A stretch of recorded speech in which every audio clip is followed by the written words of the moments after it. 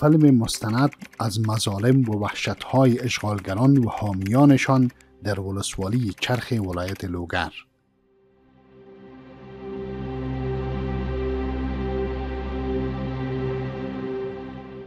زن سردار آقا بیچاره از خانه خود برآمد، زدش رو 3 ساعت در میدان منتش بردن نمیتونست. یکی زخمی شد، یک زن بیادرم از دیگه خانه به خاطر ما بروش باش کمک کنه ما را که دیگه اون ما او را خورد پایکایش قطع کرد. گفت ما از شما حفاظت میکنیم تا میکنیم ولی حفاظت چی بود که هر روز ما را زدن.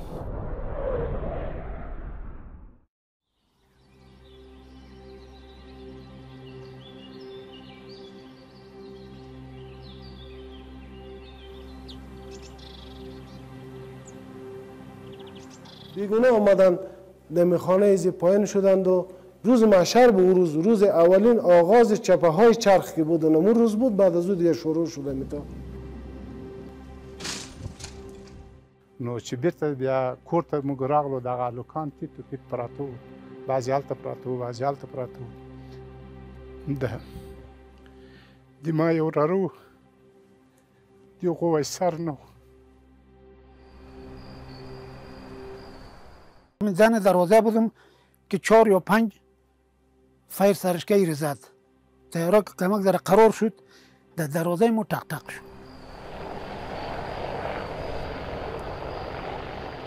دفعه اول که برادرم شهید شد و باز پدرم بیچاره زخمی شده بود. باز او حتی در یک مسجد هست، همونجا در او مسجد داخل شده بود.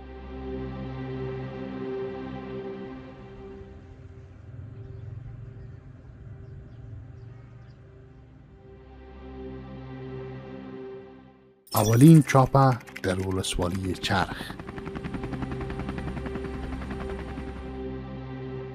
حیات الله که در جریان 20 سال وحشت شاهد صدها حادثه خونین بوده، از اولین چاپه نیروهای اشغالگر بالای افراد ملکی میگوید.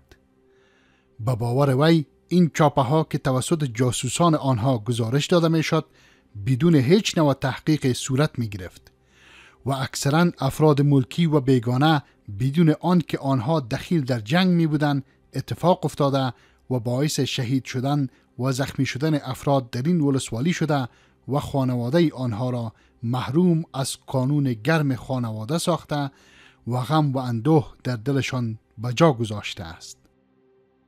یک کدام راپور غلط هر کس که برازیون میداد یک کار میکردن که بدون از اینکه تفکیک کنند، بدون از اینکه یک پرسان کنند، بدون از اینکه این راپور خدا اینو تکمیل کنه، بیگونه آمدن دم خانه ایزی پایین شدند و روز محشر به روز اولین آغاز چپه های چرخ که بود اون روز بود. بعد از او دیگه شروع شده میتا.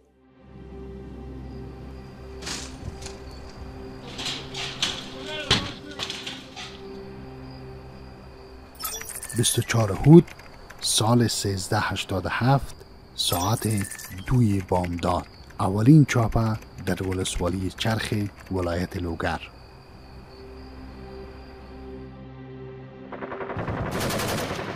در اوج ظلم و وحشت در نیمه شب مهتابی اشغالگران وحشی صفت و در اندخوی طاغوت زمان اولین چاپه را در ولسوالی چرخ ولایت لوگر انجام دادند. در این حادثه 5 تن از اعضای یک فامیل به شکل مظلومانه به شهادت رسیدند. عبدالبصیر از اولین چاپه برای ما میگوید که چگونه پدر و 4 برادرش به شهادت رسیده و این که آن شب بالای فامیلش چی سپری شد. 2 بجه شب شد. یک همینطور ناپو ما یک تیاره دو طرف شده بود. دیگه طرف از ولسوالی از کمپین پیڑ از کل جای پیاده ما هم اویم ما تیاره ما دیگه 4 طرف از قرار گرفت، امریکا خارجی و داخلی.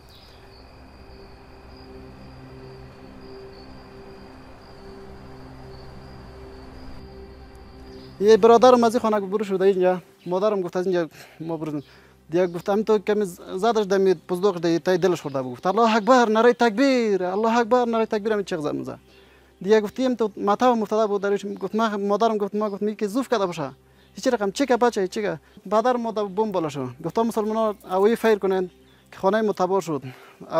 کلگی ملکی است، بچه ما از کار ما ده، هیچ چیز مشکل نداریم. ما نکنید نوی فکر کنید که بچه ما قتل کرد. پدر ما دم بم شهید کرد. یه دیگه برادرم از خان تاش ده بود، اونجا جنگل کرد بود. یه کدوم چور اگر تاب کرد چوب مزا یا چه رقم بردم تای جنگل شهید کرده بود.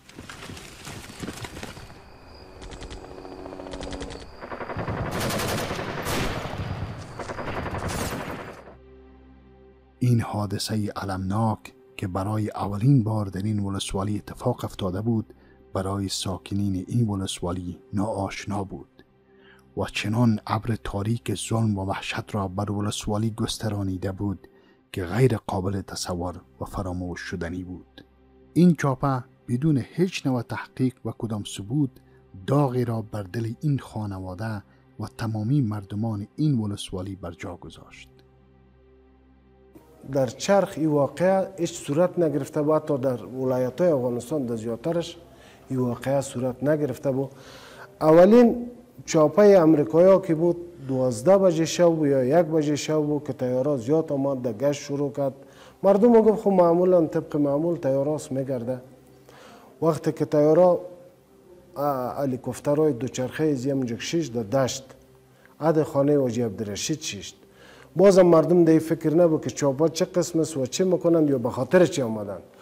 خود تا به 1 بجه 2 بجه شوه یا تا 3 بجه شوه امی چاپه دوام کرد و بعدا تیارا رفت و صبحکی نفرا آمد که اینجا نفرا را شهید کرده. ما خود ما رفتیم، ما به چشم خود دیدم.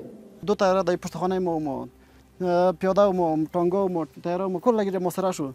اما بکی کس را در تای درخت شهید کرد. یک بیادر ما در سفر شهید کرد، پدر ما را در بم شهید کرد. یعنی تو کل لگیره به شهادت رسون. خیلی چی رقم موقع بود، باش شما را گفتم شهید نکرد، باش بمبار نکرد. یه چی رقم گفت امریکا را اختار جاسوس گفته بود که در این خانه باز کرد بمب، در این خانه متر بمب است. کمی دیدشون ده به شهادتشون برسون. امی تو امی کلگشون به شهادت رسون. التماس و زاری مادر برای نجات فرزندش در مقابل عساکر خون دل و حیوان صفت هیچ تأثیری نداشته. مادری که شاهد به خون غلطیدن فرزند کوچک 12 سالش در مقابل چشمانش می باشد. از غمناکترین روایت حیات الله می باشد. یک شک زده بود واجی عبدالرشید، چند دقیقه بعد بچه کلانش زده بود، چند دقیقه بعد بچه دیگه‌ش زده بود، چند دقیقه این 4 پسرش که زده بود تقریبا در 2 ساعت اینا را زده بود. باز قیبرچهشون زده بود، در پرشوی سیاسراشش زده بود. یک طفل زیره، یک بچه زیره، بچه کلانش بود یا آخریش بود. یک بچه زیره در پرشوی مادرش که مادر خود بغل کرده و مادرش او را بغل کرده بود که یک نفر ما را تو نزن. در می وقت امریکایی را کش میکنه، 2 نفر از پیشش 2 متر دور میکنه، 1.5 متر دورتر ای را میزنه در پرشوی مادرش. حتی با برچش هم میزنه، با کلاشینکوف فایر میکنه، با مرمیش هم میزنه. یهود نصرای امریکا که ما سرخانه ما چپه پرتگه. پدر ما گلکار بود، بیادرای ما گلکار بود، یک برادر ما عالم دین بود. ما در هیچ چیز نبودیم، نه در دولت بودیم، نه دیگه. یه خو امریکا خو میگفت که ما حقوق بشر هستیم، ما ظلم نمیکنیم دیگه. او ظلم که سرخانه ما شو، وحشتانه ظلم که سر ما شو، در هیچ جای نبود. این چی رقم قصه است؟ ما به خیلی رسولش نمیفهمیم که یک ظلم سر ما شو.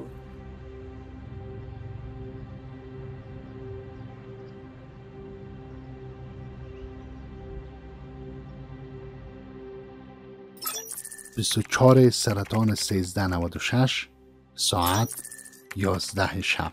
نفرین بر اشغال و ستم.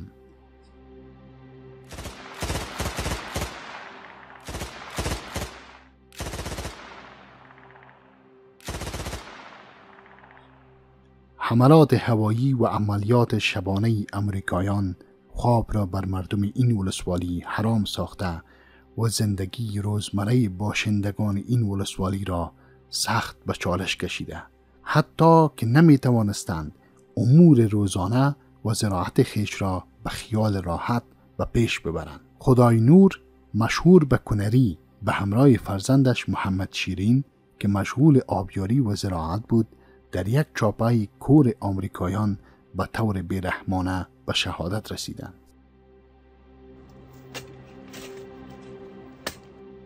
وقتی که چاپه انداخت شروع کرد تیارا در گشتن شد میزد فیر میکرد دن دروازه شیده بودم که چاپه خودم اینجا است ما یک دروازه را ما این بپرونم ما خودم صدا بزنم که دروازه را نپرون انداخت در اینجا نزدیک شو ای عطا و بچه را زدند ایره که زد بچهش در اونجا شهید شو آتشی طور الله اکبر گفته و ما تو اینجا را درو شده بود دیگه ما الله اکبر میشنویدیم از ترس برون نمیشدیم ما دیگه زن دروازه بودم که 4 یا 5 فیر سرشکه ایره زد ایره که زد تیارا دیگه دمی گشتن است و تیارا که کمک در قرار شد در دروازه ما تق تق شد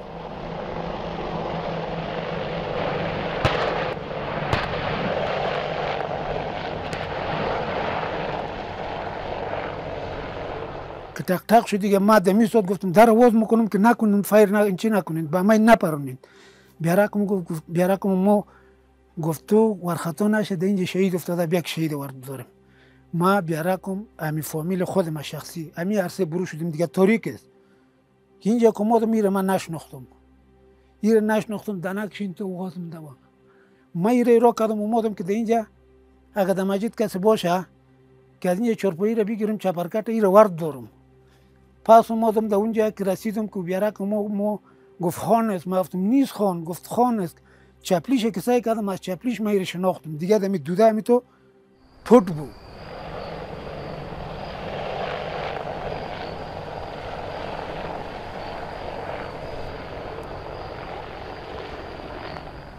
در اینی ساحه که رسیده بود در اینجا یکیش دوباره تیاره زد 2 مرمی 3 مرمی امیدی نارنجک انداز زده بود یک نارنجک انداز دونون ساحه خورده بود یک انداز در اینجا خورده بود یکی در اینجا خورده بود یکی در اینجا اون موضوع ساحه تو اینجا تقریبا 10 نارنجک اندازی را زده بود که تو جیجق وارد سوخته بود سرکش در اینجا یک مانده بود پایاش اینی طرف بود که ما سرش رسیدیم معلم عجبنور میگوید در جریان گشتنی تیارات و حملات هوایی اشغالگران آنان که برای پیدا کردن رزق حلال که تا ناوقت شب در بیرون از خانه مشغول کار بودند مورد چاپه اشغالگران قرار گرفته و برادر و پدرش را شهید نمودند. دفعه اول که برادرم شهید شد و باز پدرم بیچاره زخمی شده بود بازو حتی در یک مسجد هست همونجا در اون مسجد داخل شده و باز بیچاره بعد از زخمیگریت یا درد اولاد که در وجودش یا در قلبش پیدا شده بود که تو باش طور نجات بدیم پس برآمده و از مسجد و از مسجد که برآمده و دوباره پس سیر تیاره باز تعقیب کرده و بیچاره باز زده و اول پاکش مرمی خورده و باز بیچاره این پدر ما از پشت سر مرمی خورده و دندونکاش شهید شده و کلگیش دیگه با می حالت جان به الله که تسلیم کرده و شهید شده بود. شو چپاو بود ما اینجا ترشل داشتیم که ترشل داشتیم این رفت همونجا بخش ترشل که نفرهای چپاو ما تیارا و ما همید چپاو تیارا یارو رو که مالم خانه دیا بالا سیل کردم رفتیم خیلی هم داغ بود دیگه گفتم از دردارای ما خود چپ است خدا دیگه تو نگاه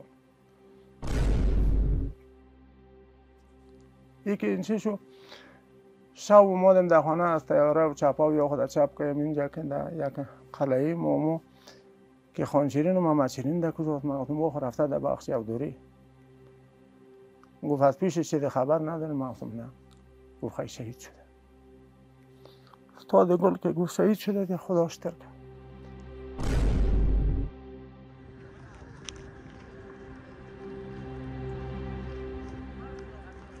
اینجا چراغ از این خو الکین بود این بچه‌ش گفته بود که الکین گل کو آخان گفتم موتا داریم میکنیم موتر چی میکنه ملکی مردم هستیم بخش غریبی خو برو شده ما داریم میکنیم خب بدن بچه خو نکرده بود این چراغ که تو شور خورده بود از بالا تیاره ایرد اینجا کی اردور زد ملکی بود هیچ کاریم نبود کارش چی بود حال اون مدو بچه‌ش هم موتورست از بیادر زاداش هم موتورست مال مخرب ما 2 روپا مفرشه بعد 2.5 روپا وقتی که شنیدم که پدرم شهید شده و برادر شهید شده دیگه تا یک حالت بد سر ما اومد و بیخی نمیفهمیدم که ما در زمین هستم یا در فضا هستم بعد از این که امو شب اول که اینها را دفن کردم ما از امامت می آمدم کتجی یک مجلس میکردم وقتی که خانه آمدم که دیدم کل میموناش تگی و پدر و برادرم نیست دیگه سر ما گریان آمد و من خیلی احساس ناراحتی کردم که ولی هر مسلمان، هر کس که فرزند و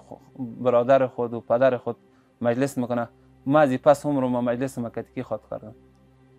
او احساسه که اینال ما که وقتی که مفهمم که اینال بیادرم خونیست، ما خدا تو یک رقم سرم باشه تو دنیا تپش و سرم میشه و پیش سیاسرش من باش که من نیست امی خوشحال شد، خدا خوشحال شد و ای خوشحال شد، امو دگور خوشحال خوشو که من ای اولادکای دیره، ای یتیمکای دیره، ای اولاد دیره، ای سیاسر دیره که من ناز بودم او شاید خوشحال شد. از روی ازی خودم تعالی شاید یک لبه سر ما کنه.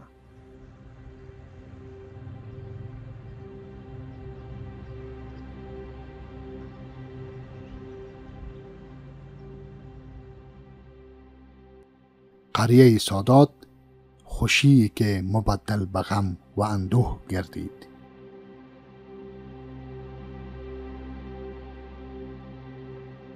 همه غرق در شب محفل خوشی، غافل از آن که دشمن انسانیت این شب خوشی را غرق در ماتم و اندوه می سازد. اشغالگران آمریکایی درست هنگامی که اهالی قریه سادات جشن عروسی و شب حنا داشتند، رنگ سرخ حنا را به رنگ خون مبدل ساخته و تمامی قریه را به ماتم نشانده و مورد بمباردمان قرار داد که در نتیجه چند تن از اهالی این قریه به شمول مهمانان که در این محفل خوشی آمده بودند را به کام مرگ برده و دیگر از خوشی و سرور خبری نیست و باید به فکر شهدای این حادثه به طرف خانه ابدیشان بود. شب خینه بود، چاپه آمد، بمبارد شروع که اول بمبارد شروع شد، ما همینجا دگاه ما بار بود، اینجا برنجا رو ترک کرده بودیم دیگه. بمبارد شروع کرد، اما زود سر مسجد که گرفت زده ایلا آمد همی تا بال رو همی هر خانه 20 اگاهیست 15 اگاهیست همی بی پلوت میزدش در اتاق در خانه که من داخل مشودم میدویدم همی چیز طفلا و سیاسرها که بود کلش در تکاو بردم. ساعت 10 بجه شب بود که چاپا آمد خب ما سرسیمه شدیم دیگه، هر کار کردیم نتونستیم. چاپا آمد خانه صاحبزاده سعید، اونجا جنگ شروع شد، زدن خانه و یار بیران کردن.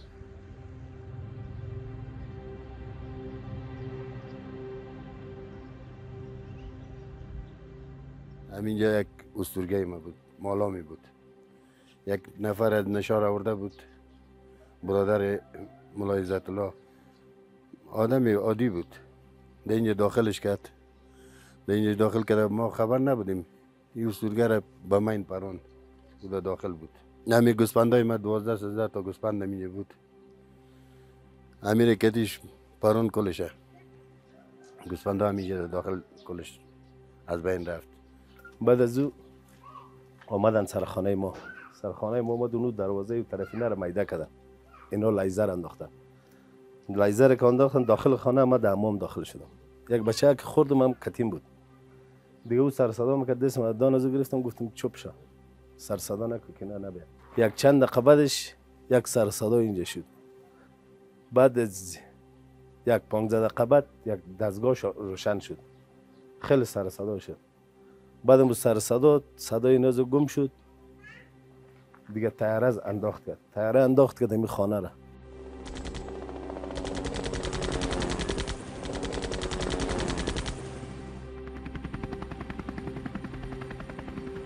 از این شهید ما به خبر نداریم که شهید آمد اینجا. بازی یک طفلک ما بود، شام همی توتر شده بود، با مادر خود گفته بود که اینجا شهید است. سر ما صدا کرد که من اینجا بکشم، من اصولگه هستم، جایم خراب است. ما سنش خنده کردیم که اینجا شهید چی میکنه. یک وقت میبینم که من اینجا گوسپندا رو سعی میکنم، کارگر رو آوردم میکنه جای گوسپندا رو کشیده رفتم و گورکده رفتم که این پای شهید برو شد. این قسم بخشت میخورم که دختره که ما پیش از این که ما رو بکشیم با این چی کنیم، این دختره که ما خدا نشان داده بود، دختره که ما اینجا هستم مرا بکشم. یه آدم ملکی بود، باز کشیدن اینجا از اینجا آوردن در لب جوی پر خاک و پر گرد و چیزا بود. هم وسایلش هم گرفته بودن، در خلطه در گردنش انداخته بودن، دستاش در پشتش بسته بود. دیگه کشیدن بردن طویل خانه فامیلش دادن.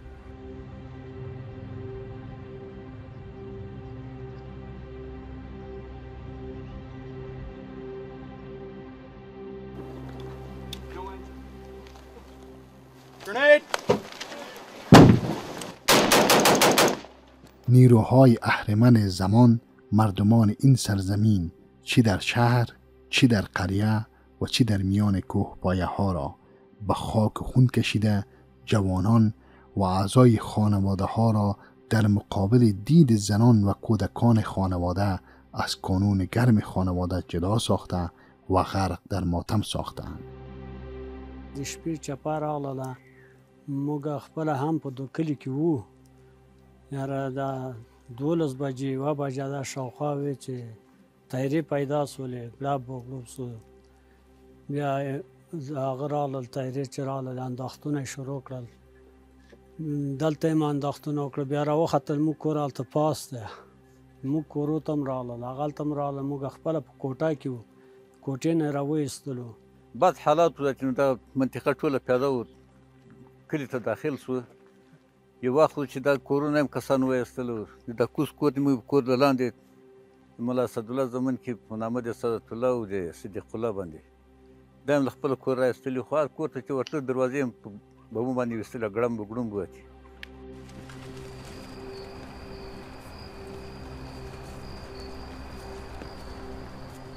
چاپه چې راغله، یو د ما زوی و، یو د ما وراره و او دوه د ما د تره زامن و.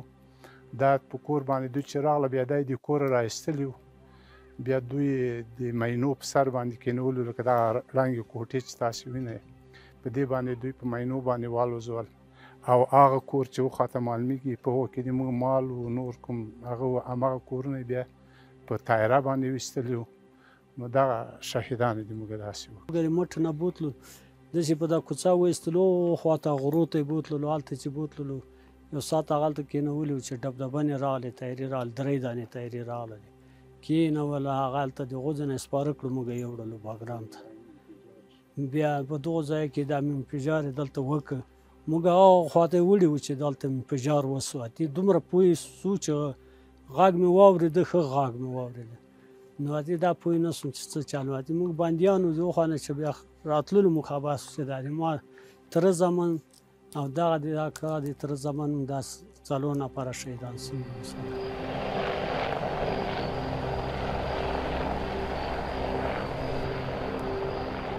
بیا د سیاسرو قصه وکړله، وایي د شپې د موږ نه دوی وایستل. وایي موږ ته چې دا لوکان ولې څه یې کوئ؟ وایي دوی ویل چې موږ د دوی سره څه هغه نه لرو. بیا هماغلته سیاسرو قصه کوله. وایي بیا نو په دا کور کې د موږ یو غرم جکس چې ورته راوکړم چې دوړې د هغه نه جګې سولې. وروسته بیا تایره راغله، تایرې هغه بل ځای وویسته. نو چې بېرته بیا کور ته موږ راغلو، دغه هلکان تیت و پیت پراته وو، بعضې هلته پراته وو، بعضې هلته پراته وو.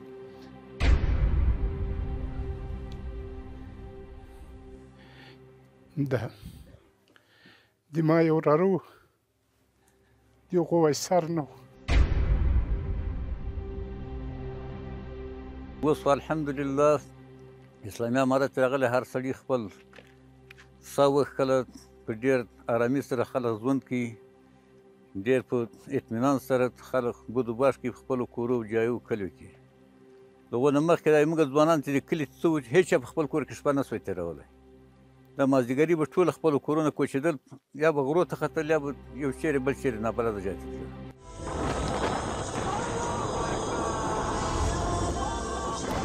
بالاخره بعد از سالها مبارزه، استشهاد و قربانی، نهال آزادی و استقلال به ثمر رسید و آرمان دیرینه میلیون ها هموطن افغان ما به واقعیت پیوست.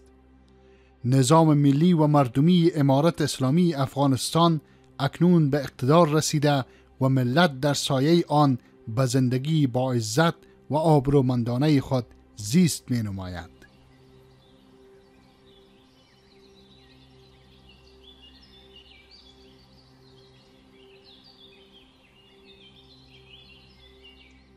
20 سال گذشته در ایلیسا و در تمام ولسوالی چرخ البته یک صحنه خیلی تاریک و یک خیلی سخت حالات تیر شد.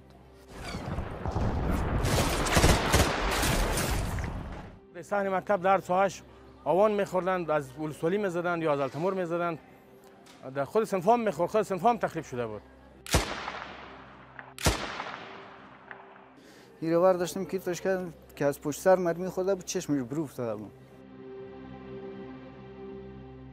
توی دکان خود ما گفتید سرمایه خود ما هم از بین رفت، حتی یک دخترک که داشتم با هم شهید شد، خود ما هم 5-6 جای زخمی شدم. این یک نمونه از مستند وحشت اشغالگران در ولایت لوگر ولسوالی چرخ بود که برای شما به تصویر کشیدیم. شما می توانید این مستند را به زبان انگلیسی از تلویزیون ملی و صفحات اجتماعی آن بیننده باشید. ما من حیث یک رسانه ملی و مردمی در تلاش این هستیم تا جنایات اشغالگران در این سرزمین را به تصویر کشیده و کوشش نمودیم تا گوشه‌ای از جنایات و حادثات این اشغالگران را در ولسوالی چرخ ولایت لوگر بیان نماییم. اگر شما هم شاهد حوادث این چنین هستید، می توانید با تماس با شماره واتساپ نمبر 0744 34 36 68 با تماس شده تا ما صدای شما شده و آن را به گوش جهانیان برسانیم.